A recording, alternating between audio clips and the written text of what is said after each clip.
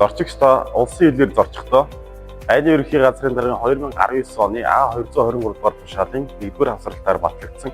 зорчигчийн хувийн хэрэглээний бараг айлын хилээр нэвтрүүлэх журам заасны дагуу архины зүйлс 2 литр, дарс 2 литр, шар ариг 3 литр, янжуур тамхи 200 ширхгийг өөрийн хэрэглээнд зориулсан улсын хилээр айлын болон бусад албан төвлөрөө нэвтрүүлэх хэрэгтэй. Гашуун Сухайд Хэлийн бомт нь Монгол Улсын засгийн газрын 2023 оны 4 сарын 19-ний өдрийн 146 дугаар согтууруулах хундааг импортлох, экспортлох Хэлийн бомтыг тогтоох тухай тогтоолоор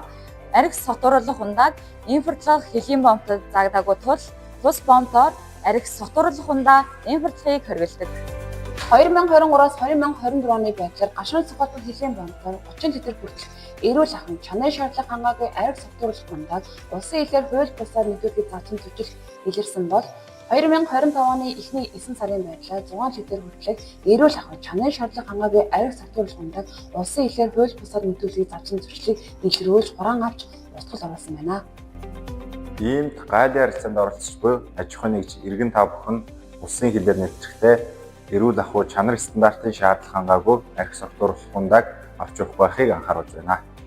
Хэрв та эрүүл ахуйн чанарын шаардлага хангаагүй архи согтууруулах хундааг улсын хилээр нэвтрүүлсэн тохиолдолд зөрчилд холбогдсон эд зүйлсийг хурааж Монгол Улсын зөрчил хуулийн 6-гийн 5 дугаар зүйлийн 12 дахь хэсэг заасны дагуу хувь хүнийг 500,000 төгрөгөөр, хуулийн этгээдийг 5 сая хүртэлх төгрөгөөр торгох шийдэл оногдуулна.